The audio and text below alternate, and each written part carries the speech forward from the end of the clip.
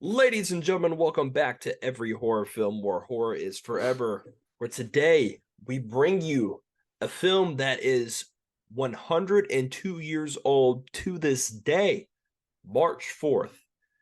We are talking Nosferatu, a symphony of horror, and I am beyond excited. This is going to be a great review. We've got tons to talk about.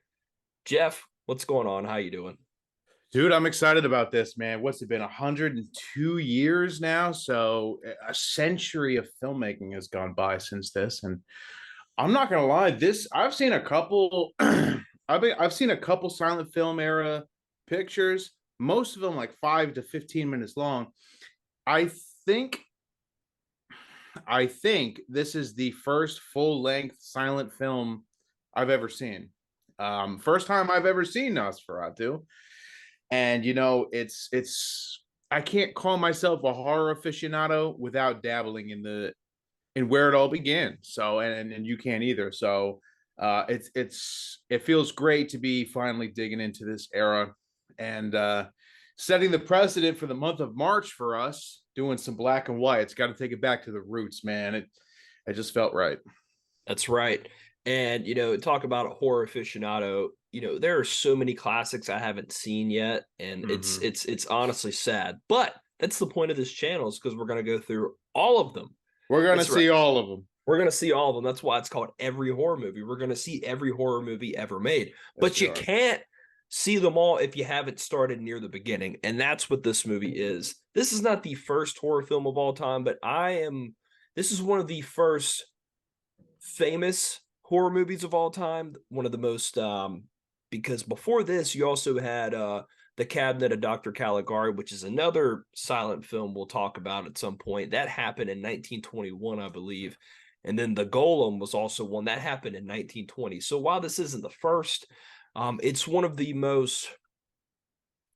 first ones that really got people's attention. And I always talk about whenever I do these reviews, the movies that are my favorite are the ones where the backstory of the movie is almost as good or interesting as Mm-hmm. the film itself. That's what sells the movie for me. We've talked about The Exorcist. The story around the movie is almost as crazy as the movie itself. We talk about Halloween. We're going to talk about some other films as well. But how much do you know about this movie at all? Like any backstory? Do you know anything other than what I've told you? I had to dig into the shelf and pull it out, man. I got my old ass copy of Dracula right here. Bram Stoker. The pages are all warped and old and yellow. That's how old this book is. This is probably like a 30-year-old copy I have right here. All I know is that Nosferatu. And you know what? Real quick, while you do that, I'm going to let you explain because I got to go grab my Blu-ray. I'll be right back. Oh, you have to. You have to. So Nosferatu, I am unfamiliar with the history of Nosferatu prior to this. I know it from, admittedly, what most people our age demographic know it from, which is that one throwaway joke in SpongeBob, you know?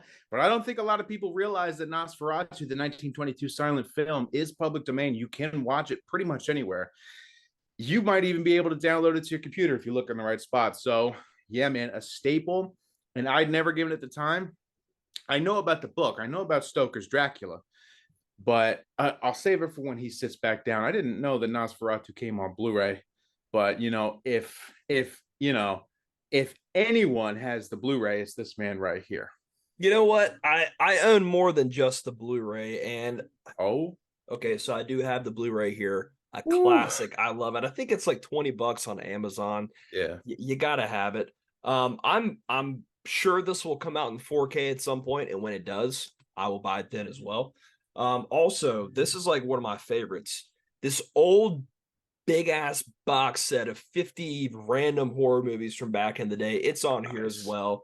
Got it on this, and then I've just got this regular DVD copy as well. So Beautiful. I'm just a huge fan, Damn. and I tell you why. Um, I've mentioned this channel before, Cinemassacre and like Monster Madness and all that stuff they used to do back in the day. And this really kind of got me. I would say when I was in college, maybe when I was like 19, 20, 21, something like that. That's when I really started to dig into the oldies of horror, like the classic The classics, history. the history. And that's when I started to dig deep and start to watch some of these movies. And I'd always heard about Nosferatu. Everyone already knows the SpongeBob joke. I made it while you were in the other room. Awesome. So yeah, exactly. Everybody knows that. And I was like, man, I want to see this movie. I know it's a silent horror film. It's, probably doesn't really hold up that well, but hey, I want to see what it looks like just to watch it. And I remember I was in my apartment in college and I watched it. And when I got done, I said, shit. I said shit. Wow. I'm not gonna lie, I was blown away at how well this movie was holding up at this point, little bit under 100 years. And it's just incredible to me. And there's so many things I want to talk about with this movie. So really strap in and get yourself ready because this is gonna be a history lesson slash review slash love session for a movie that I hold near and dear to my heart and I really enjoy. And I recommend everyone to check this movie out at least once. This might not be your type of movie, but hey, give it a go, and I'm gonna explain why. Yeah, Um, yeah. Good. It let me tell you something. Take the reins on this. Teach us something because I am criminally undereducated in the silent film era. And all the oldies, I know my black and whites, but before that, silent films, I'm an amateur, man. Teach me what you know because I am here to learn. Sure. All right. So first off, let's go into some of the backstory of the film. This movie premiered in Germany. I'm not sure where exactly. Half of these German words I can't pronounce correctly, so I'm just not going to do them at all. Um, this premiered March 4th, 1922, in Germany. And this premiered in front of a huge an audience. They had a party for this costume party. It was really hyped up. They had the film company that made this only made one film, and it was this one because they went bankrupt after this because they spent so much money really advertising this movie and getting people to come out that they probably spent too much on it. But essentially, the story is you have this unauthorized version of Bram Stoker's Dracula, which you've mentioned. They wanted to make a film similar to it, but they didn't want to pay for the copyright for. It's Mm. crazy. 100 years ago, copyright's still a big thing. When they were Uh, just breaking ground in like filmography, they were already dealing with copyright bullshit. already getting copyright strikes, unreal. So yeah, this was an unauthorized adaptation that they wanted to make. They changed the name of the characters, they changed the setting, they changed a couple things to really try to avoid that. And when this movie premiered, you know word got around to Bram Stoker's estate, a little bit later on, hey, by the way, there's this German movie that just came out, it's pretty much Dracula. Mm. And she sued and she won, and the courts ordered every copy of this film to be destroyed. So luckily, obviously, there were some copies saved and they were shipped to the US, they were shipped, to other countries and stuff like that, so people would make copies and save them. So Bram Stoker's widow, she sued, she then the studio didn't have any money, they went bankrupt, so all she could really get was, hey, destroy this movie. And yeah, it pretty much ripped off the novel in that way. A lot of people also talk about the German expressionist era. That's something that's very common in the early 1920s for horror movies. You've got movies like this. You've got the Cabinet of Dr. Caligari. Really, that era of Germany, kind of near World War I. A lot of people just a lot of dark shadows, a lot of shapes, a lot of angles that don't look correct, just kind of abstract things. And you can see that. You really see it more in some other films, but this did have that type of theme in here as well. So really this movie, one of the first to really kind of get around that. And it also established a trope in this movie, which we'll talk about for the ending. This was the first Dracula movie to establish a certain trope in the universe of Dracula. We'll talk about later on what happened. Um, And since then, I mean, this movie has just go on to become a classic. I mean, it's been studied in film schools all around the world. People still talk about it, and here we are talking about it 102 years later to the day. And it's just incredible that a film like this that was ordered to be destroyed somehow survived, and we're still talking about it. People are still watching this movie. I would like to see what the next 100 years look like whenever it's 200 years old. You know, two things about that. One, how crazy is it to imagine a world before internet and before recording devices where you could just say, off with this movie's head, and mankind will just never see it again. I mean, what silent film era pictures have been destroyed and lost forever that we literally don't even know about? I mean, I can't even imagine. First of all, I can't imagine what would happen if there were no copies of Nosferatu that were never saved. I mean, wouldn't even know about it. SpongeBob never would have made the joke, you know. But Exactly. how crazy is it that you can just erase a film from history? Unheard of nowadays. Like, and I knew that fact. And when I watched this, not gonna lie, downloaded it to my computer. I'm gonna have it for the rest of my life, just in case. But you just never know, man. That's why we go and we say, keep your physical media, man. You never know when I'm True. gonna cut you off. But damn, yeah, that's crazy. I actually completely forgot the second point that I was going to make, so I'm going to let you continue with it, and I'll bring it back up. Yeah, so it's crazy this movie even exists. Obviously now it's in the public domain, so you can pretty Mhm. much watch it anywhere, any streaming service, anywhere you can find this movie. YouTube's got it, Tubi, Amazon Prime, whatever, and of course physical media. You can download it or buy it, and Yeah. that's why it's so important, I think, to own physical media for Mhm. things like that. So, um, and there's some other facts about the movie. Some of them I'll save. I'll kind of sprinkle in as we go along. But another one I wanted to mention was the lead actor of this film who played Count Orlok. His name is Max Schreck. Schreck in German, which is his last name, means terror. So this guy's name was Nice. Max Terror. That's kick ass. Yeah, it is. That's that kind of. It's not quite the Exorcist curse, but that's the kind of juicy details you want with your legacy. That's what I'm talking about. And then in 2000, they made Shadow of a Vampire, which is a movie that is supposed to be a behind the scenes look at what it was like making this film. So that's another movie we'll have to discuss. Yeah. It's got Willem Dafoe in it. And God, I can't think of the other guy's name. John Malkovich. Yes, yes, correct. Mhm. And there was a rumor for a long time that because Max Schreck, the lead actor, he was very mysterious. Not a lot was known about him, and that's what kind of adds to the aura of the film whenever you see it. And a lot of people didn't know about him, and a lot of people speculated on set like maybe he was a real vampire, and that's kind of the basis for the movie in the year 2000 that came out. And then the last thing I'll say about this movie before we get into it, I love watching this movie because, and this has been stated in other reviews, so this isn't an original opinion, but this movie is so far away from us in terms of time. I mean, this was 102 years ago.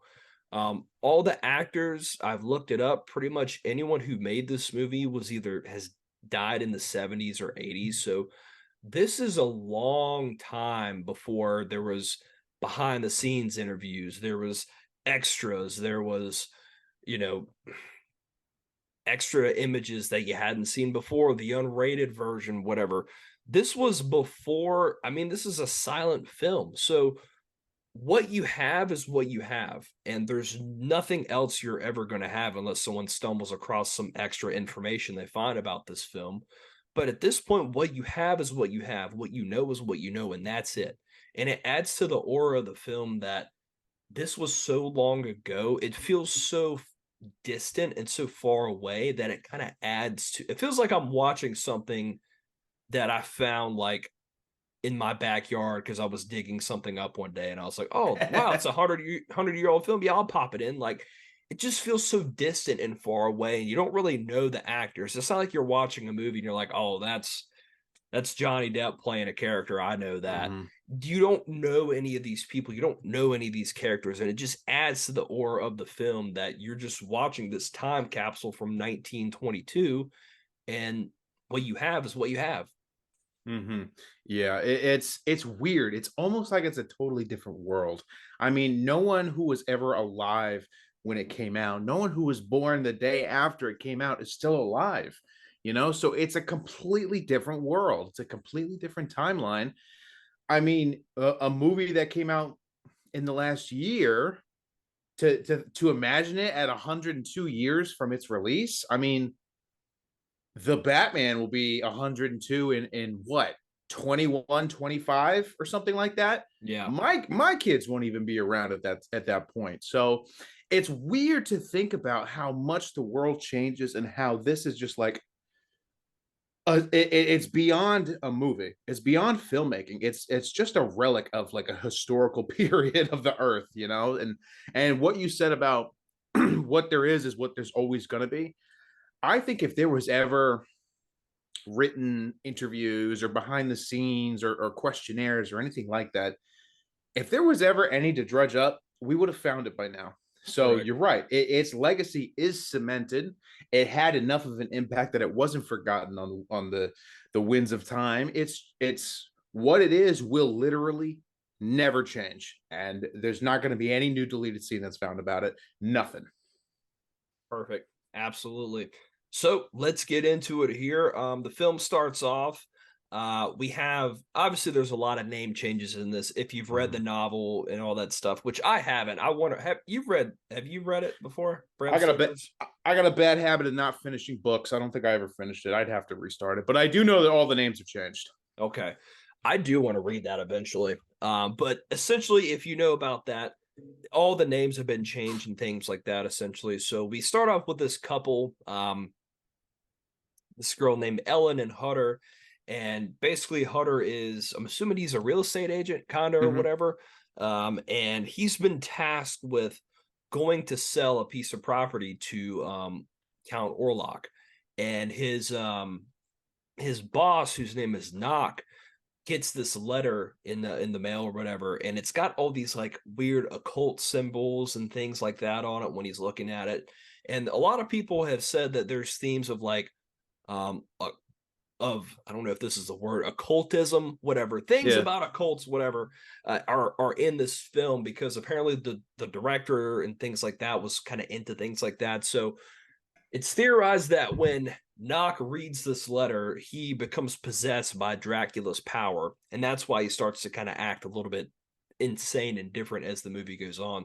So essentially, he's been tasked with going to sell this piece of property to the count. He's going to make a lot of money, and he says, "Hey, why don't you sell him the house that's right across from yours?" And the camera pans over there; it shows the house, and so he goes on this trek to go to Transylvania or whatever to go sell them this piece of property. And that's how it was back then. Hey, you want to sell somebody something? Go get a carriage and a horse and go on down there.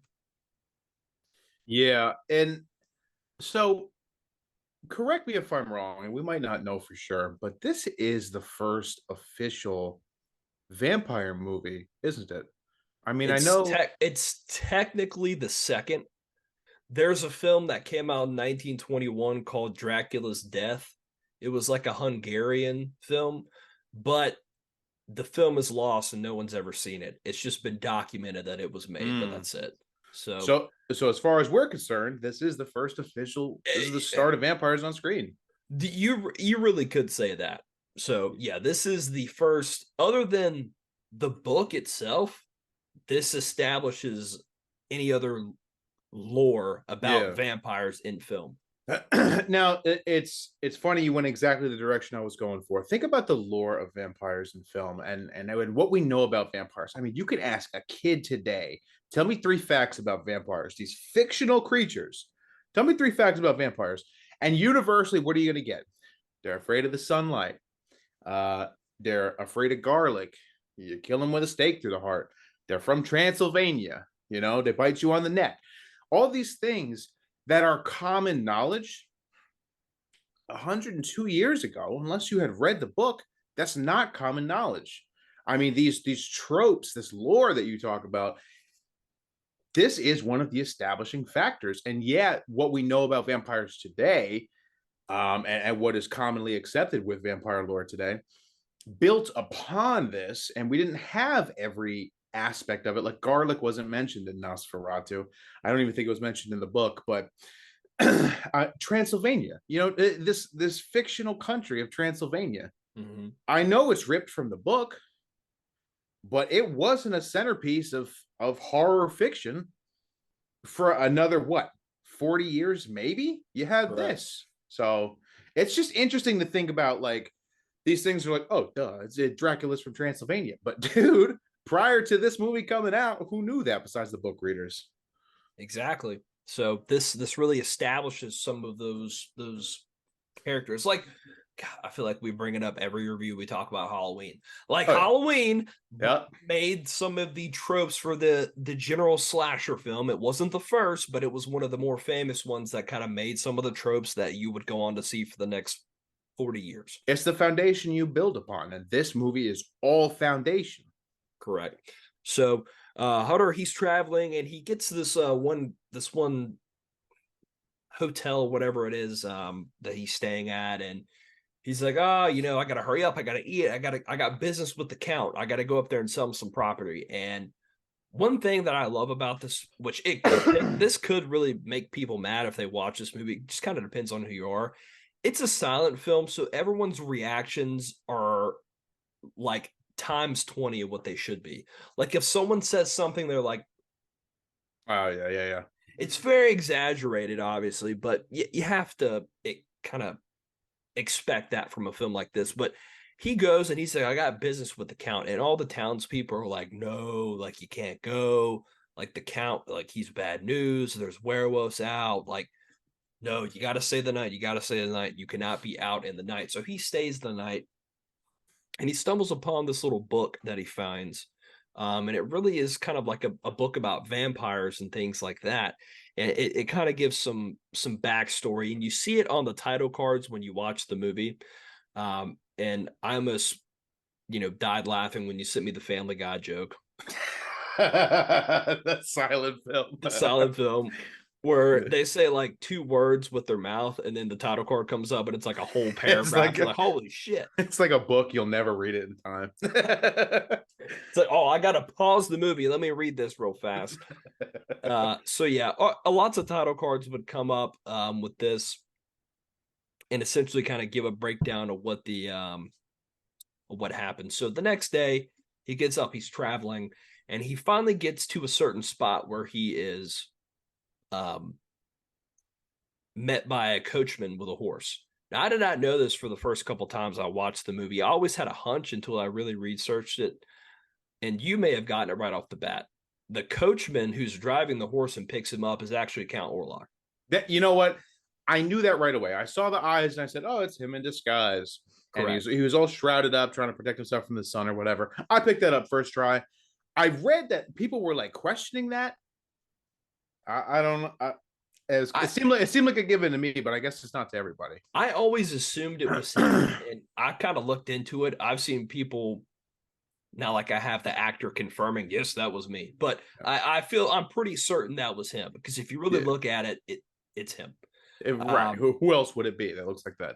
Correct. So, and he's kind of astonished by the look of this guy, which we'll get into in a little bit. And what I've learned is that when he got into the carriage, and this movie uses a lot of stop motion, which I love stop motion. When it's done effectively, it really works. Obviously this is in the 20s, it's not crisp and it's effective as it could be. But you see these scenes where the carriage is just like moving at this like rapid, crazy pace. Yeah. And a lot of that is stop motion. And I originally didn't know that. I thought it was just the way they shot the film. Apparently, that is also part of Dracula's powers for him to be able to move super fast. And that's why they're moving at like blazing fast speed, I guess. Yeah. So I didn't know that. Yeah, that I figured it was, a Dracula power thing. Now you got to keep in mind, stop motion when you're dealing with 1921, 1922 filmmaking. That is not easy to achieve. I mean, yeah, we know Tim Burton's stop motion claymation, whatever, but think about 60 years before that. I mean, to achieve that with literally a roll of film, you have to give credit where credit is due. I mean, that is not easy to pull off. Absolutely. So yeah, that's really for that time period, that kind of technique, that's pretty crazy they were able to pull that off. Mm-hmm. So he gets dropped off, and then all of a sudden, oh, by the way, Bitcoin just hit 68,000. Awesome. Great. Great. I pulled out too early. And he gets to this point where he gets to the castle and he has to walk. And this is when we really get the first a good look at Count Orlok. And I gotta tell you, it it still creeps me out to this day. This movie is over 102 years old, and it still creeps me out when he walks across the bridge and you just see this tall, lanky thing walk out, and he's got his arms kind of wrapped up like this, and he's got hair like coming out of like his like over his ears or whatever. He's not fully declothed yet. He's still got like a turban on his head or whatever, a wrap or something. And Hutter comes up to him, and then they have the title card, and he just kind of looks at him, and it's just the look of this character is just fantastic. And I'm so glad it's in black and white because I've seen a colorized version of it. I hated it.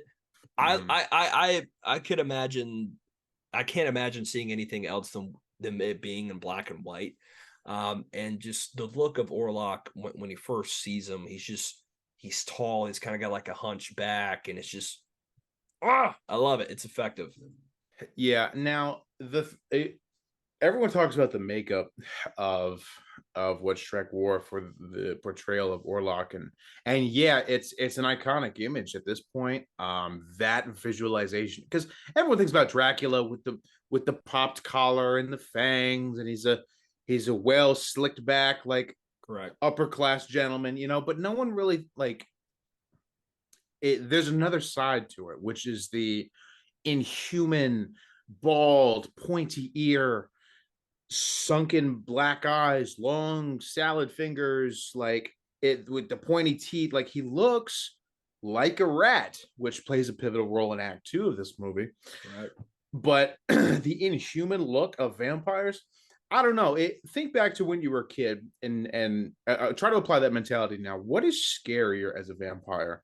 Someone who hides in plain sight, like an upper class gentleman, or this rat looking thing? What's scarier? I'm gonna go with the rat looking thing. Yeah, always, always. I mean, an upper class gentleman can walk slowly towards the camera, and you wouldn't think nothing of it. But something that looks like this, something that looks like Orlok walking towards the camera in black and white, like you talked about, makes a huge difference because vampires are known for their pasty skin. They're afraid of Correct. sunlight. They're a black and white character. So the black eyes contrasting against essentially the white skin, black and white does it huge favors in the character design here. Absolutely. So it's super effective the first time you see him, and I love it. So let me get to the next scene, and this is when things really kind of start to kick off. Hutter and Orlok are sitting at a table eating dinner. On the title card, it says they've got Hutter got there really late. Orlok says, "I've waited so long for you. I'm glad you're here. Hurry up." And my servants are asleep, so it's nighttime. And another thing about this movie really kind of just depends on what kind of version you watch. Some version it's all black and white. Some versions it has the day for night scenes where it's blue during what's supposed to be a night scene. It's kind of orange bright during what's supposed to be a day scene. It just kind Sepia. of yeah. So it just kind of depends on which one you watch. Mm-hmm. Um, it's nighttime at this point, and they're over there. They're eating, and Orlok all of a sudden, Hutter grabs a piece of bread or something, and he hears the clock strike midnight. He accidentally cuts his finger, and the way Orlok gets up, and he's like, he's overacting a little bit, but he just gets up, and he's got these long tentacle looking fingers, and he just kind of like grabs his hand, and he's like, the blood, the precious blood. And then obviously we get the overreacting from Hutter. He's like, He's like, "What are you doing?" Yeah. Now let's talk about the overacting, man, because the silent film era, and I'm going to be honest, I'm a little bit more familiar with the silent film era of slapstick comedy than horror. Um, the overacting in lieu of dialogue and audio, the overacting, like you talk about, is very intentional. The era was known for the overacting, since all you hear is like piano and orchestra. The all you have to go off of is emotions, facial movements, really animated faces. Like that was prominent in the 1910s, all the way up to even like things with audio, like the Three Stooges. I mean, the overacting for just the animation's sake, that was big here. But one of the most noticeable things about Nosferatu is in the presence of Hutter doing the traditional overacting in the silent camera era, you have Shrek, who's moving very slow Yep. and very inhuman, and just the opposite, a total contrast to Hutter. Really, just like it's hard to measure the impact now, but that kind of difference compared to what audiences were used to, it's meant to be off-putting, and I imagine that it was. Correct. I mean, I couldn't imagine. I mean, there are certain aspects of this movie that still work for me today in terms of Mm-hmm. scares. I can only imagine what this looked like in 1922 when it premiered. Um, I don't know what people thought. Probably like that. Is it true, that where the film where like the trains like running off the thing and it's coming towards the audience and they all ran out? I don't even know if that's true. Oh, I'm sure to a degree it is. I'm sure it is. So People would look at that little flip book thing that you hold in front of your eyes, looks like binoculars, and they were like, "I'm in New York," you know. So yeah, it's really effective, and you talk about the slow movements and the things like that. Why everyone else is overreacting, he's very slow and very selective about his movements, and it works really well. And Hutter at this point, he's kind of like backing up from from Orlok, and he kind of backs up to this chair and he sits down, and Orlok's like he's like sit, relax, let's hang out some more. And Hutter ends up kind of passing out from either being asleep or he's just too freaked out. I don't know, whatever. He ends up kind of falling asleep or passing out. The next morning, he wakes up and he's kind of slouched over like this with his neck exposed. And he gets up and he stretches and he kind of looks in the mirror. You notice he's got two little bite marks there. I didn't see him on camera. I was looking. I couldn't see him. Yeah, you really have to have a higher quality version to Yeah. see it. I actually, for this one, I didn't even watch the Blu-ray. I just found one on YouTube, and I was like, I'll Oh just my watch it. good! You got 3 physical copies. You I watch know. it on YouTube. Well, in the manner that I needed to see this film, because I wish we would have had this done like a day ago, but we didn't really have time, and I was like, shit, I need to put this thing on. I need to watch it. So yeah, I put it on, and uh, he ends up sending a letter to his wife. He's like, yeah, the mosquitoes are really bad out here. It's like, oh yeah. Yeah, mosquitoes. So that was. Correct me if I'm wrong, but in this, it's one of the parts of vampire lore post Nosferatu is the idea that when a vampire bites you and drinks your blood, you are then infected. You become the vampire. Um, Although the vampire bit Hutter's neck in this movie, I don't remember a moment where it was even suggested that he was going to become a vampire. I don't remember if that's in the book, but I don't think that piece of lore is established yet. I don't think so. Because there are another vampire books, movies where if you are bitten, you're kind of infected or whatever, or Yeah. you're under his spell. This doesn't happen because it would happen again in the movie, and it's still nothing happens to him. So I don't think that was established quite yet. Maybe it's in the book. I'm not sure. If it is, hey, let us know because I haven't read the book, so I'm not Yeah. sure.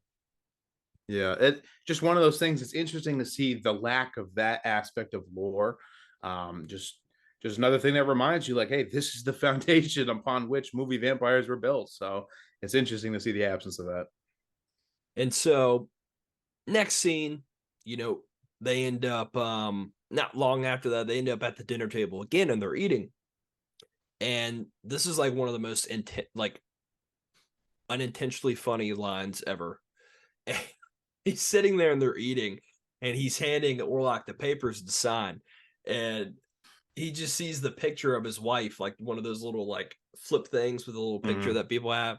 And he grabs it. I just love watching his movements with his hands. He like kind of like he like scoops it off the table. Like it works. And he just looks at it and he goes, "Your wife has a beautiful neck." Dude, a different world, you know?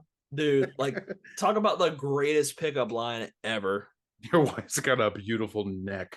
Like that, like they couldn't think of anything. I get it's the time, but I think it's so funny when he says that every So time. on the nose. Like, couldn't just be like, your wife is looking, insert adjective here, but no, it just goes straight for the neck, you It could know? have just said, "Hey, your wife's beautiful. Your wife's pretty." Something. He's like, "Nope, nice neck." So if you had any doubt at all that this man was a vampire, this pretty much lets you know that he is. You better figure it out quick. So he signs the papers and things like that, and he pretty much has bought this house that is next to him. So later, a little bit later on, he's in his room and he's reading that book again that he's talking about. It kind of gives like context clues as to what is going on and what's happening. And this obviously one of the best scenes in the film, I think, and I'm really interested to get your opinion on it. The clock strikes midnight again, and Hutter he gets kind of scared and he goes and he checks out the door, and then the camera just pans and you just see him just like standing there like this, Orlok, and it's just so creepy and so effective. And Hutter's like freaking out. He shuts the door. He runs to the bed. He tries to jump out the window, but he's in this giant castle. He can't jump down. He'll die. And he's like, I don't know what to do. I don't know what to do. It's just like whenever you were a kid and your parents expect you to be asleep and you weren't, and like you heard them coming, so you'd run, like jump out of the bed and put the covers, Mhm. covers over. And he kind of does that, and we get this. He either pretends to be asleep or he passes out from fright. I don't know, either one of the two. And you just get this super amazing shot, and it's so simple, just the shadows of Orlok just creeping up with his fingers like that, and you see his head, and he's just peeking over him like that, and it's just God, it's so simple but so good. And you know, like, even today, even 102 years later, a a shot of the creature standing down the hallway, not moving, staring directly into the camera, directly into your soul. That's enough to make the hair on your neck stand up. Human beings were wired to recognize threats. That is obviously a threat, no matter what it looks like. So, yeah, fight or flight is activated. Doesn't matter if it's old timey silent film. That is creepy. You can recreate that feeling with just about anything. You could create that. We could recreate that feeling with like a mental patient. You can recreate that feeling with an evil dog. You can recreate that feeling with sleep paralysis demons, you know? So that idea of just this menacing dark figure, this uncanny valley going on here at the same time, staring directly at you, and the camera is not breaking away. That's a lot of tension building up, and you feel obligated to keep eye contact with it. It's scary. So, yeah, man, easily in the list of top 50 movie shots of all time. Yep. No doubt about that. And him coming through the door slowly, whoo, Wow, even better. how did I forget that part? Holy shit. Coming Yeah. through the door, most iconic Nosferatu scene of all time is him coming through the door nice and slow, and the camera not breaking away. We're so used to the camera breaking away or sound distracting or something, but that scene lingers on about 10 seconds too long. It's perfect. Course. And that's when we get the iconic SpongeBob scene where he flicks off the Exactly. lights. Yes, exactly. Just standing there in the doorway, nothing creepier, man. I mean, that Nope. shot has been recreated from in everything. Everything has a shot like that or because of that. Correct. So Great sequence there, incredible. And you know, obviously this movie isn't scary, but there are scenes like that and other scenes later in the movie that we talk about where, if you are sitting there and you got the lights off and you're watching this movie and you've got the volume up and you're focused in, it's still effective. I'm not saying you're gonna, go run under the bed and cry, but Right. it's still effective. It is eerie. It works. And that's why I love this movie so much, is that this is over 100 years old and there are still scenes where it's effective. You're like, you know what? That is kind of creepy. That is creepy. That is default baseline subconscious horror for human beings. So everything starts somewhere. Put yourself in those shoes. Yeah, it's not a thrill a minute ride, but neither was The Exorcist. And look how good we did there. So, you have to appreciate what horror is at its most basic levels, and this is where it starts. Correct. Correct. So at this point, we also have the other side of things where his wife Ellen is back home and she's starting to have visions of what's happening, that he's in danger. And so, excuse me. And so when this is happening, she's waking up and she's sleepwalking and she's trying to call out to her husband and save him. And then once the danger kind of goes away, she kind of backs off and she's fine. And that's something that we will see a little bit later on in the movie as that takes place. So, next scene, Hutter is, this has happened twice now where he's passed out from seeing the count or whatever. And we know that the count sleeps during the day. He's up all night. He says that. So during the day, Hutter's just there, like, what's he gonna do? So he's I'm gonna do some investigating. He goes down to the basement, sees this giant coffin. He pushes over the top, and then Orlok's just in there sleeping with his eyes open. Incredibly effective scene, very creepy.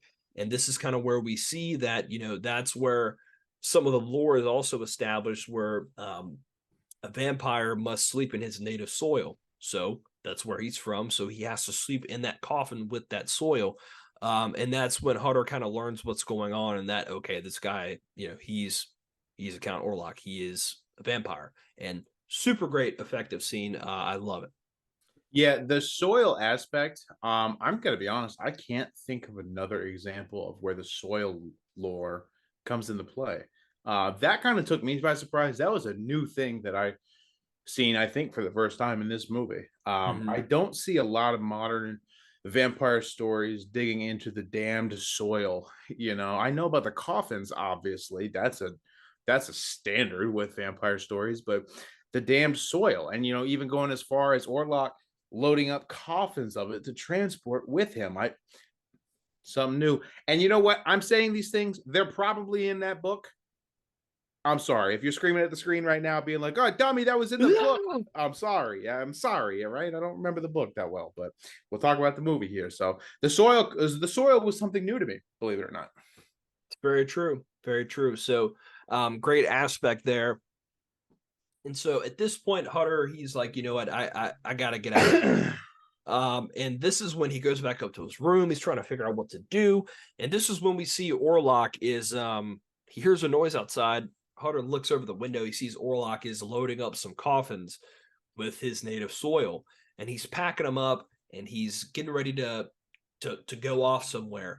And this is when Hutter kind of realizes, hey, I think he's going to the new house that I sold him to go, attack my wife. We have this scene where Orlok's stacking the coffins, and then he goes and lays down. We have like the stop motion, like top of the coffin, like come on to him. I love that scene. It's cool.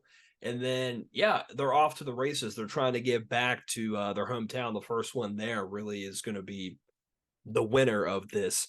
And so Hutter, he tries to make an escape through the window. He ends up falling and hurting himself, and he kind of passes out or whatever. And this is when we get to the scenes with the ship. And I love these scenes. These are iconic. I love them. There's so many good scenes. They get on the ship, and Orlok is loaded this ship up with himself and his coffins of native soil, but the ship crew doesn't know that. They're just going back. And so another one of the things that happens in this movie, I don't know if this is established vampire lore, maybe not, I could be wrong, is that wherever he goes, he brings the plague with him. So there is mass death, basically. So he gets on this ship, and the whole crew really starts kind of just falling like flies, getting sick. They don't understand why. They're dumping bodies overboard. They're kind of down to the last few men, and one of the crew members is like, "I'm going to go down there and see what's in those coffins." You know, he cracks it open, and he sees it's a bunch of rats coming out, and then that's when we get the scene where the top blows off and Orlok does the rise up like this. How many times do I have to say it? It's iconic scene. Iconic scene. That is the start of it. You know, that is the foundation upon which a lot of standard horror tropes and vampire tropes are built upon. I mean, that is something as simple as rising straight up out of a coffin. Every vampire does that nowadays, but it had to start somewhere.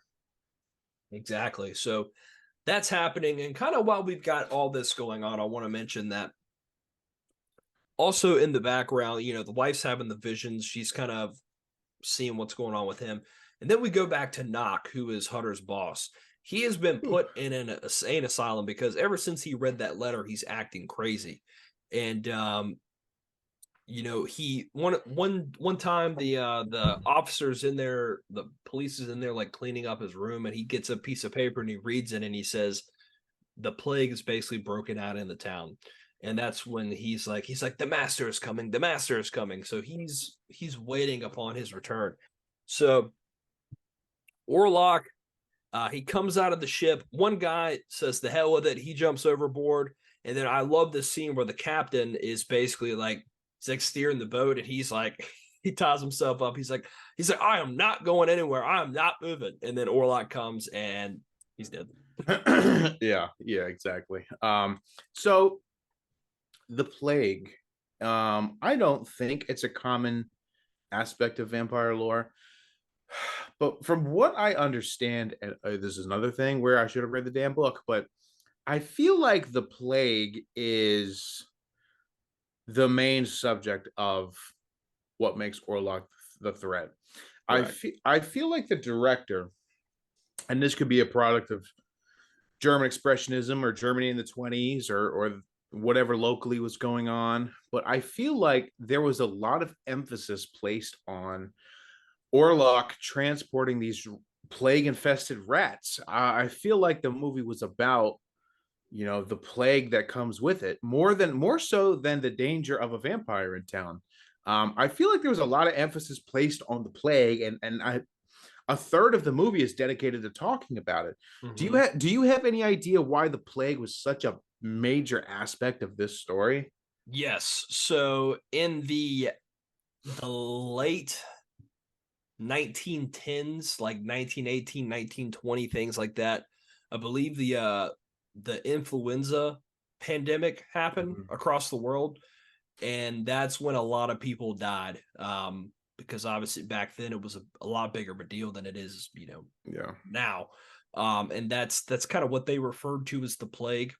And I think it's a metaphor for, you know, Germany having a lot of people die from that. I'm not sure the exact total, because this came out in 1922. This happened, you know, just a year or two before this. And then you've also got the aspects of, you know, World War One as Yeah. well, and all that stuff. So I think it's a metaphor for destruction, death, what Germany has been seeing a lot of in the past few years at that point. And that's what kind of brought on the expressionist genres, that a lot of these filmmakers and these artists were just disturbed and about what things were happening in their country. And that's how they kind of got that out, got their feelings out in film. And that's what started that expressionist thing. And we'll talk about the plague some more, which we'll go and bring it up now. One of my favorite scenes in this entire movie, and I feel like I say that every scene I go to the next one, but I can't help it. There's this when the ship finally rolls up and they go and check on it. There's no one alive. Everyone's dead. Orlok is already gone on. There's they go and warn the townspeople that the plague is broken out. And there we get the scene where the people are walking down the street, they're carrying coffins, they're going and knocking on doors, checking to see if people are still alive, if they're dead, they're marking a cross on the door. That shit is creepy to me. Yeah. That's one of the most horrifying aspects of this movie, because it looks like you're watching an old documentary about the plague where people died, and this is what it looked like. This is how it went down. And that stuff is really effective. That's one of my favorite things about this movie is the reference of the plague and how they show that stuff. It's very creepy, very disturbing. Yeah, yeah, and I could imagine like chopping that bit out of a movie, and if you show just that sequence in a history class, no one would question you on it. It just Correct. it looks so real, and that's a testament to time more so than storytelling. But yeah, man, it adds to the creepiness, and I think every decade that goes by, it gets infinitely more creepy, especially in a post-COVID world. So it's very interesting to see. Absolutely. And especially if you were watching it at that time, Hmm. not, you didn't have the advances in medicine that we do now. So watching this, imagine if like COVID happened in like it 1920. happened in well, let's say it happened like how it did in 2020 and we weren't advanced in medicine, like, and you watched a movie that was about that, people would be losing their mind. I wonder if people were losing their mind, like, oh my god, like we don't want to die from the plague, we just got through that. Yeah, they probably were like, "Oh, it was a vampire 2 years ago." Oh. That's yeah. So that is a very true. So yeah, one of the other great things about this movie is that plague reference there. Yeah. And so at this point we've kind of got multiple things going on. Hutter is on his way back. He beats Orlok back, or they get there at the same time, something like that. And he's telling his wife what happened and all this stuff. And Orlok is coming across.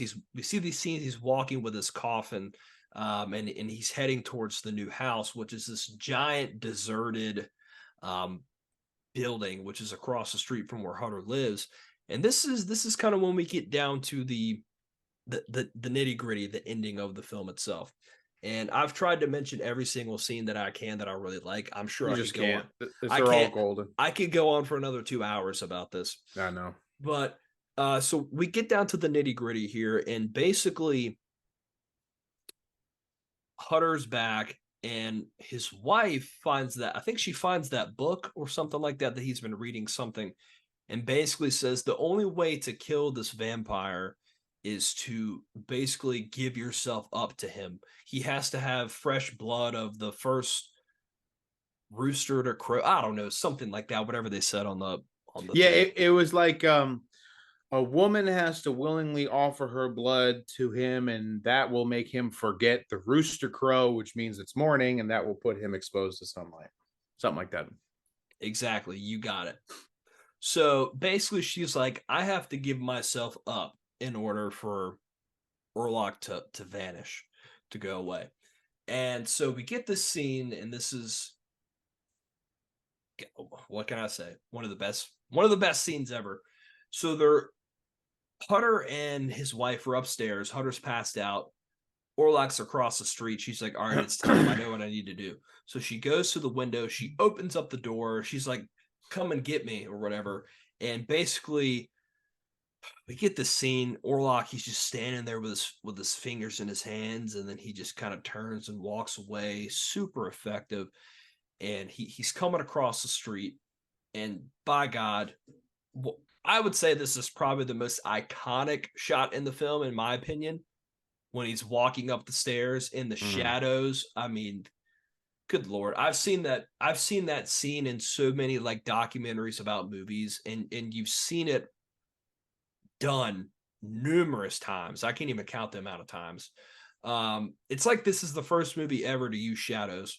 Yeah. It's like Like is that yeah, to use shadow, it did a lot of filmmaking tricks. The the color grading with the day and night, the slow versus the overly animated acting. And now we get to the point where they're using shadows on a staircase ascending and they're lingering on it. I mean, if aliens came down tomorrow and you had to explain what the genre of horror is, you would show them a scene of something creepy like this walking up the stairs in the shadows. That spine chilling moment, as simple as it may be, this is the forefather of it. You know what I mean? This is the establishing, like that creeped people out. So, I bet people went home from the theater back in 1922 and looked at their staircase shadows a little bit differently. It is creepy, and movies all the way up through our beloved Halloween have mimicked that exact thing. So, yeah, man, if not number one, definitely number two iconic shots in the movie. Absolutely. And he walks up the stairs. Then we have the scene where he's trying to open the door, and you see his hand grab out, and everything's just so big and magnified with the shadows. It's perfect. And then at this point, she starts to kind of play like she's acting sick, and she's like, Hutter, go get the doctor, because there's multiple times throughout the movie she's having these visions, and the doctor or whatever that's there is checking. And he goes to try to get the doctor, leaving them two alone. And Orlok comes in the room, and then we have the scene where she's laying in the bed, and he obviously goes down to drink her blood, and it's just a scary scene where he just gets up and he just kind of like looks at the camera, or he's just like got his fangs out or whatever, and he's got his hands on top of her head. It's just super creepy and effective. And so he goes to get the doctor, and basically this is what establishes the lore for vampires for pretty much the rest of time up until this point, is that never before had this happened before. In Bram Stoker's novel, vampires could be weakened by sunlight. They wouldn't die from it. In this film, this is the first established version in history of Dracula being directly killed by sunlight. Because once he realizes it's daytime, he knows he's screwed, and he goes into like the sunlight of the window, and he's like, oh gosh, and then boom, he vanishes.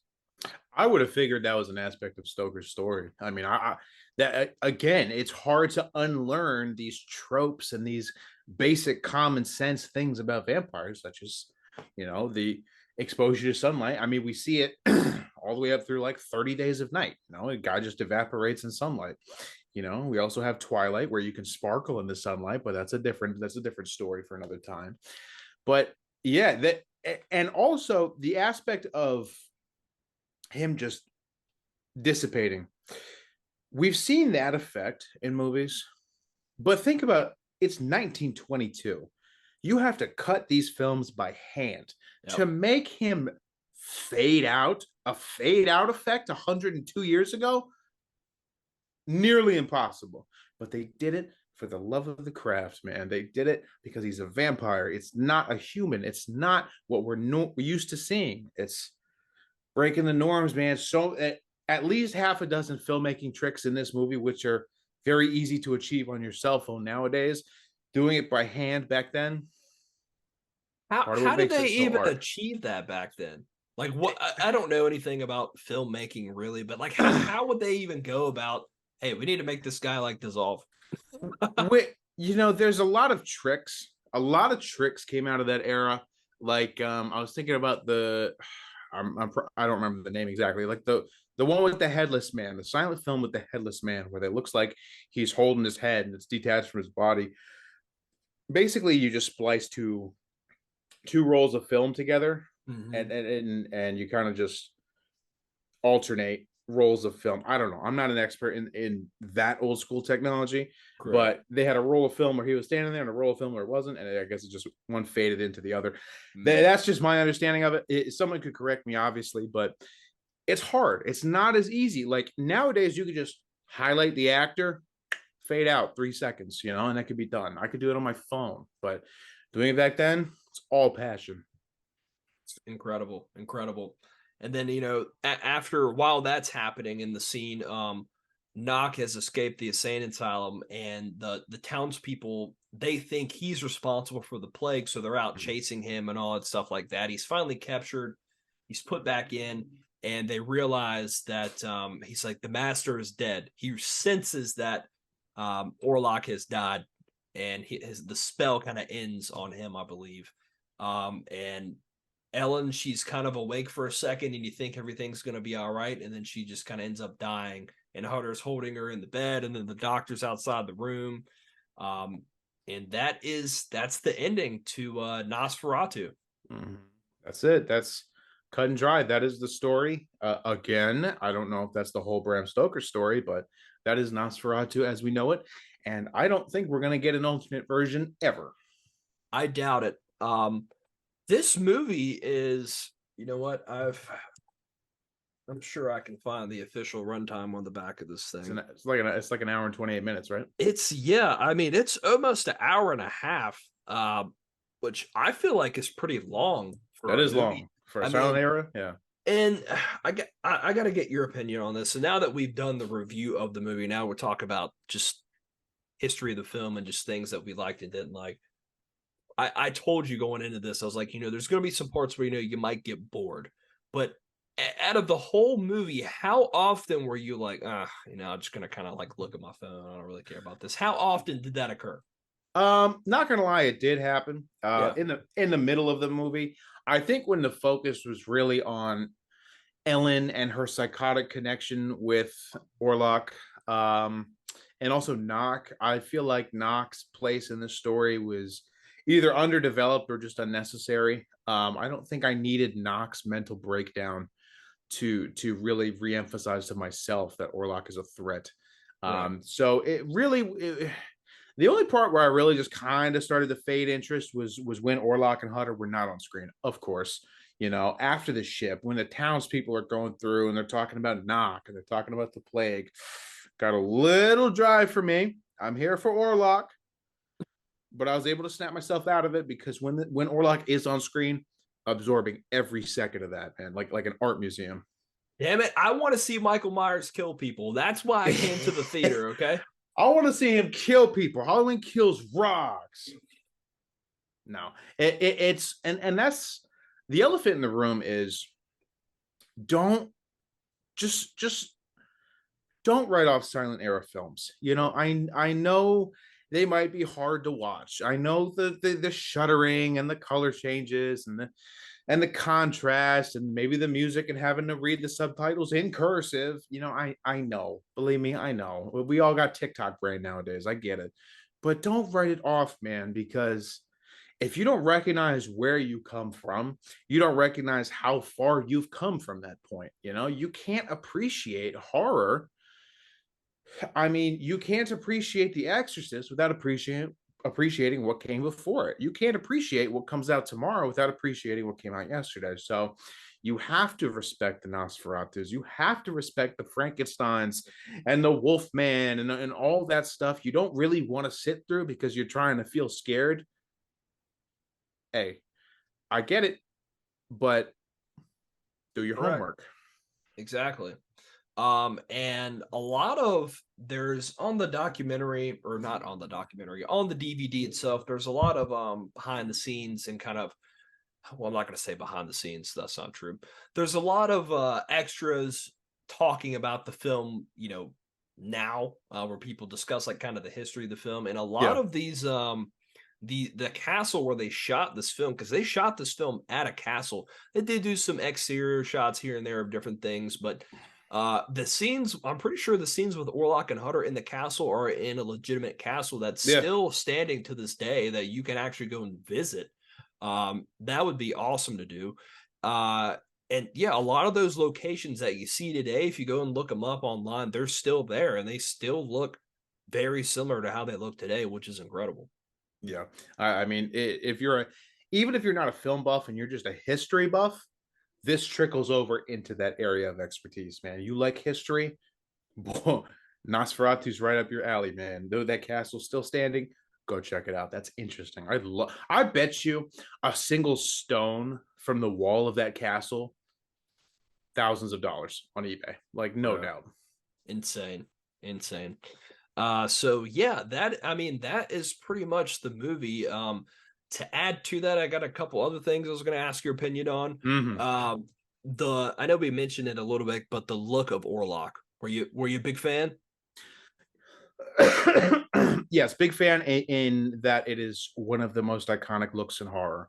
I mean, Uncanny Valley wasn't really developed on screen at that point, but you can look at it from an angle of the rat or even bat-like features of this vampire. Very creepy, not human, unsettling, but cool creature design, and it was Mhm. very cool for its time. Cool creature design only goes as far as the acting allows it. So you could have this amazing creature design, but if you don't have an actor who knows how to embody that, you're not going to get the full power of it. Shrek is thankfully aware of what is going to make Orlok creepy, and that is the slow movements. That's the non-breaking eye contact. That's the not blinking in any scene that he's in, the inhuman acting of it, the standing up straight, the fingers that just can't go straight. Dude, owned it. He owned it. Like I put him up there in I put him up there next to Robert England, man. He owned what he was wearing and he made it his, and he was in full control of it like it was an extension of his body. Absolutely. Fantastic performance. I loved Mm-hmm. it. Um, Another thing about this movie is it kind of depends on what version you watch, but different versions have different scores. Mostly people have either you recomposed the original score for the movie, the sheet music, or people just get like stock sound and put it over it, whatever you want to do. And I think that really depends and it adds to it because I like the version I have here on the Blu-ray. I've watched it a couple times, but when I was trying to watch this earlier, I clicked one video on YouTube I was going to watch, and I hated the score. It was terrible. It just sounded like this generic garbage. I feel like that could make or break the film for some people that haven't seen it. You need to find one with a good score because that could really. Where did you watch it at? How did you watch it? I ended up watching it in its entirety on YouTube. Okay. And the one on YouTube with like 3 million views or whatever it is, I don't remember the user account that uploaded it, but the one that was on YouTube was recomposed in the 90s, I think 91. And the while the orchestra works, and it hits the marks, it's very muddy, it's very maximalist, it's very it's a little jarring, like you said. It's not the original vision, and It's not the real Clemente. I understand. it's not. I'm not saying I could recreate Nosferatu, but no. But there are different versions of it, and maybe that's the bane of all silent films: is they're bound to get recomposed, and the original version is going to get lost somewhere. But yeah, the score wasn't. It wasn't as strong as the visuals on the one I watched, at least. Correct. And then last little piece of information, the last thing I really is really about the film itself, but about someone involved in the film, which I told you earlier, the director W.F. Murnau, he would go on to direct some really other good solid films in that era. Um, when did he die? He probably in like the 30s or 40s, something like that. Mm-hmm. It wasn't too long after the movie.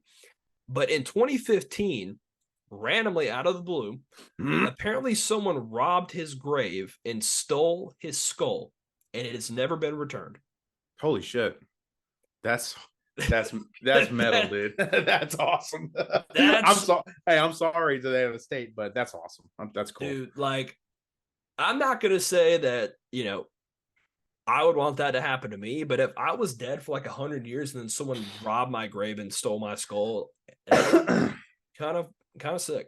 You as crazy as and insensitive as it is, you can't rob the skull of the director of 13 going on 30. You can't rob the skull of the director of Adventures in Babysitting. But to rob the skull of the creator of Nosferatu, dude, I bet you that's in like a metal musician's house somewhere.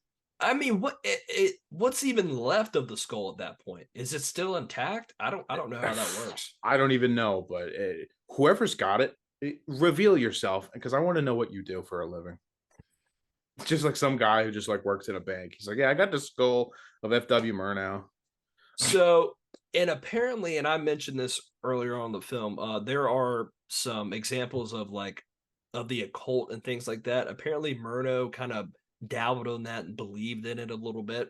And apparently, when they stole the skull, I guess at the scene they found like some candle wax or something like that, and made people think that maybe it was some sort of occult thing where they stole his. I don't know. That just kind of adds to it. But that's so interesting to me that someone just would rob his grave and take his skull and never give it back. Well, I mean, unless it was for some kind of ritual or a cult or something, why else would you steal that man's skull? I don't. Why else would you have it? I don't But know.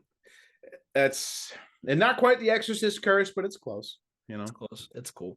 So that's all the information I got on this. I'm gonna let you give your piece first and say what you want. Jeff, rank Nosferatu for us and give us your final thoughts. I will rank it, but before I rank it, there's two elephants in the room we got to talk about. Okay. One of them is coming out later this year, around Christmas Oh, how time. did I forget? How did we forget, man? 2024. Robert Eggers, director of The Witch, The Lighthouse, The Northman, I think. Mm-hmm. He's done some A24. He's done some modern cult classics. Taking on Nosferatu 102 years later. I'm going to be honest. I know nothing about it other than the one image of Willem Dafoe that was released. Correct. I'm not looking into it, but for some reason, even before this review, I sent you screenshots. We have it in our text. I'm hyped for this, and I don't know why. This is my most anticipated horror movie of 2024. Robert Eggers' recreation of Nosferatu. What do you know about it? What did you know about it? And how hyped are you for it? Or are you nervous like you were for Exorcist Believer? First off, I want to apologize because when I started this review, I said I'm going to save that to the very end. And here I am trying to end the review without even talking about that. I am beyond excited for this. Yeah. I'm pumped. You know, there's a difference between remaking something like The Exorcist and remaking something like Nosferatu, a IP that is over 100 years old. Okay, this hasn't been. Well, I'm not going to say it hasn't been done. There was a remake in 1979. There was not a remake, kind of a behind the scenes type movie made in 2000. Yeah. But it's really been a long time since we've had a remake of this. And I'm all for it because this isn't like an ongoing franchise where they're rebooting it, they're remaking it for the 15th, 19th time. You know, this is a thing that's in the public domain, and you've got a guy behind it that's going to do a kick-ass job. Yeah. Bill Skarsgård, I love him as an actor. He's Orlok, right? Yes, he's Orlok. Willem Dafoe, I mean, one of the best of all time. And you know, this I'm excited. To me, I'm going to go ahead and go on record. This is going to be the best horror film of the year. It is easily. I don't really know what else is coming out this year. I know The Crow's coming out. The Strangers.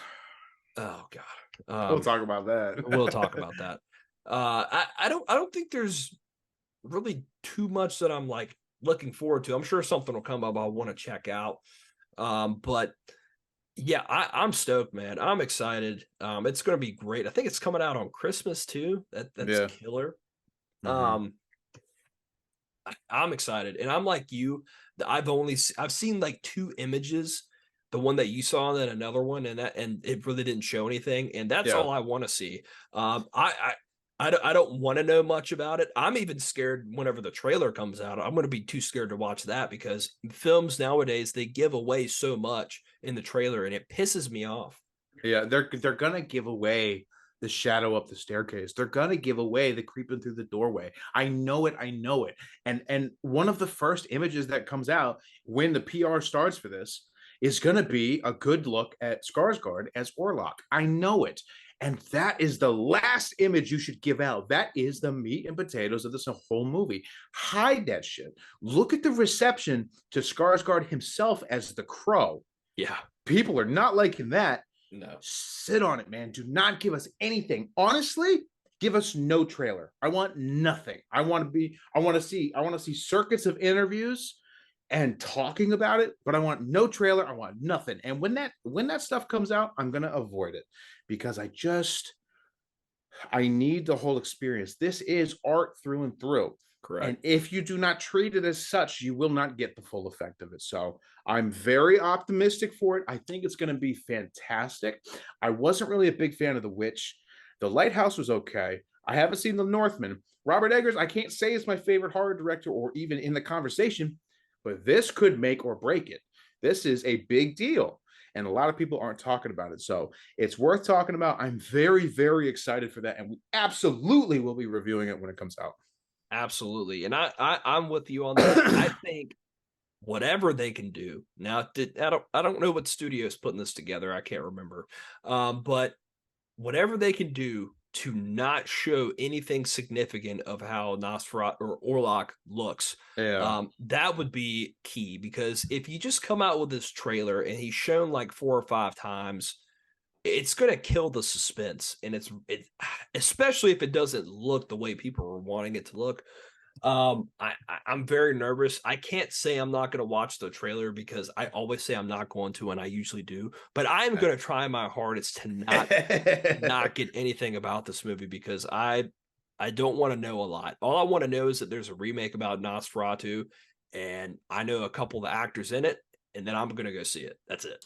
Yep. Just name of the game. Less is more.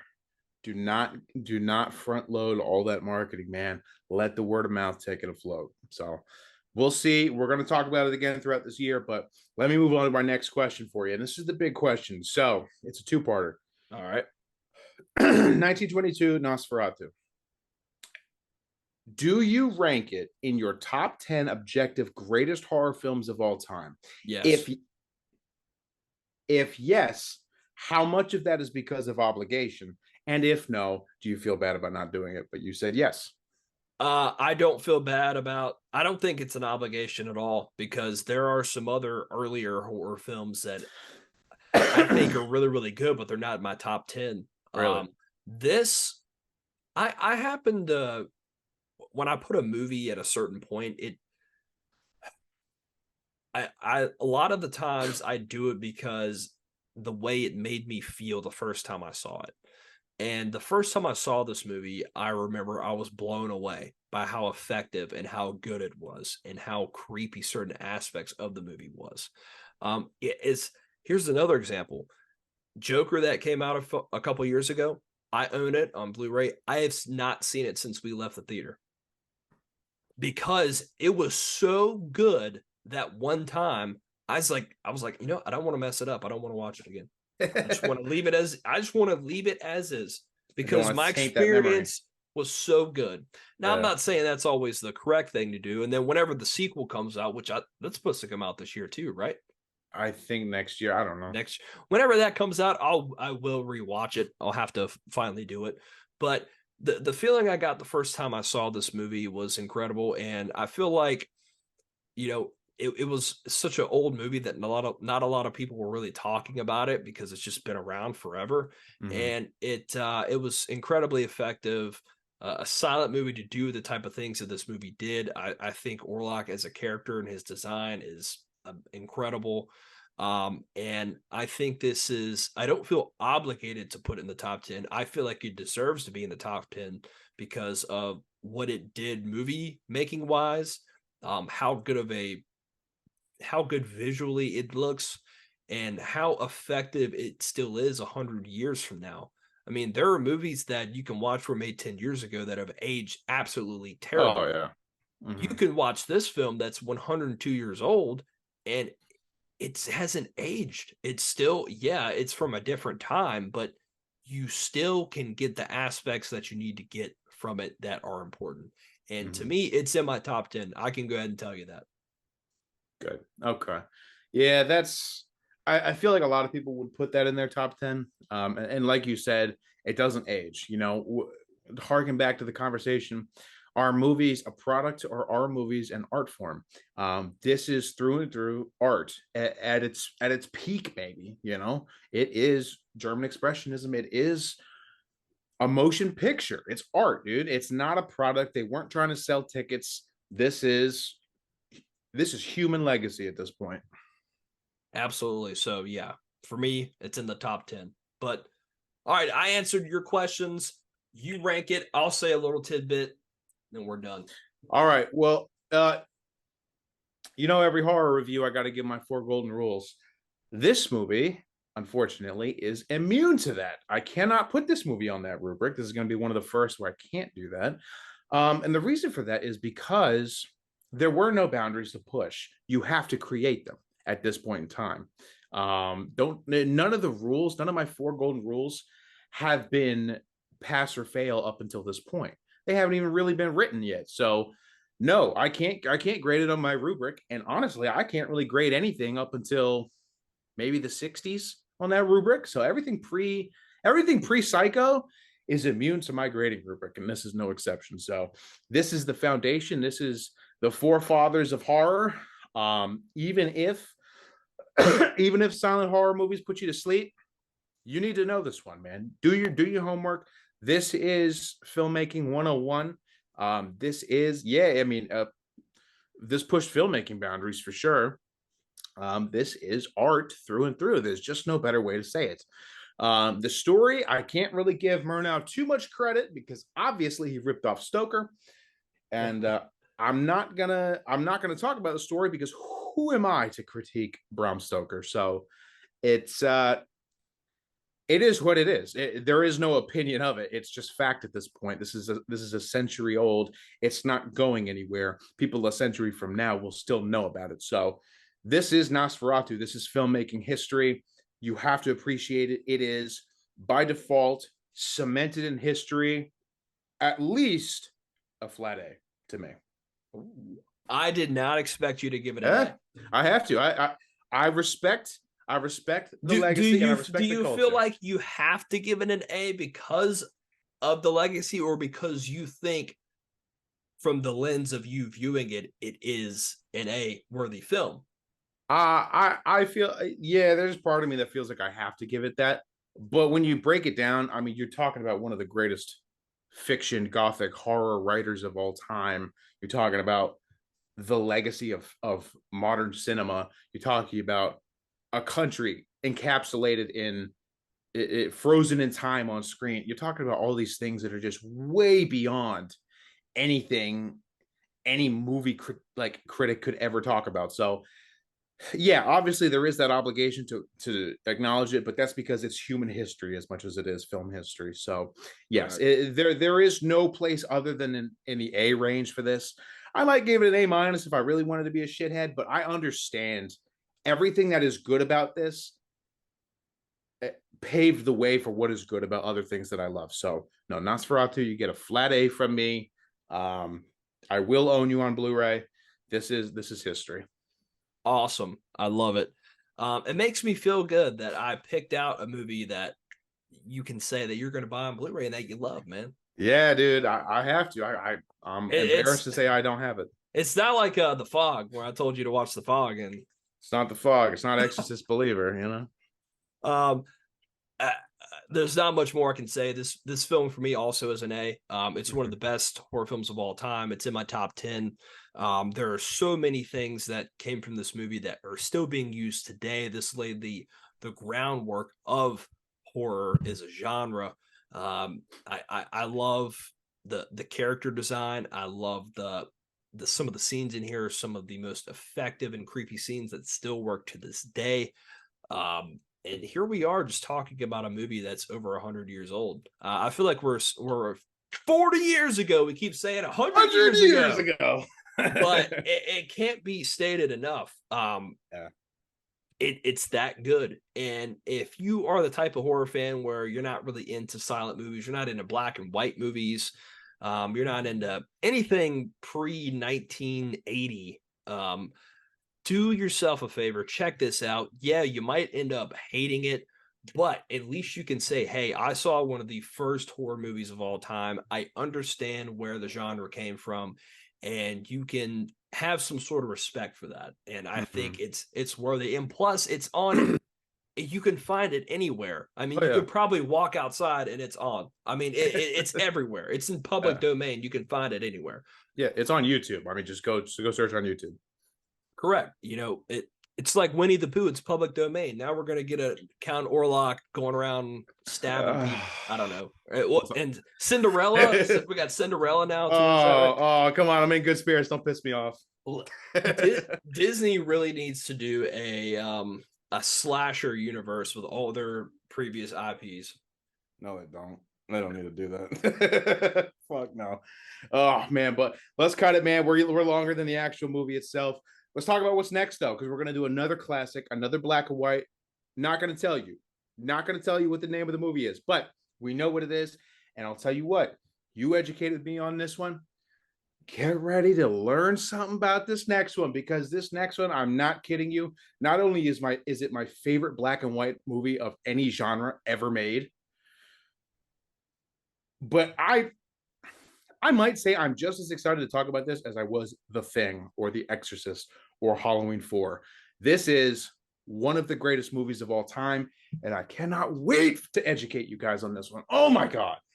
I'm very excited. Obviously, we're not going to give up the name yet, but this is a complete reversal of what we just did here.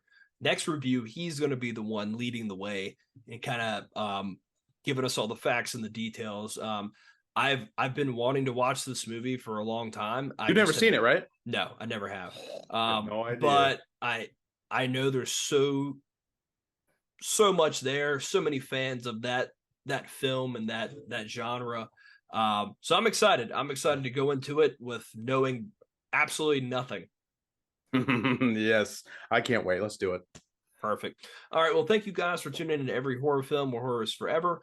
If you like what you see, take a look around, find some more. We've got other great stuff, and we got more stuff coming. All March, we're going to be doing old school, taking it back to the past and revisiting some of these classics. So thank you guys so much, and we'll see you on the next one. The mummy has now been located. The living mummy. The living mummy. Bullets won't stop. Some creature out of time. That was horrible. That was horrible. He's completely out of control. I saw those bodies. Is he a man or a monster? You actually knew a werewolf in a peaceful town where nothing ever happened. That was horrible. That was horrible. In the mystical regions of Transylvania.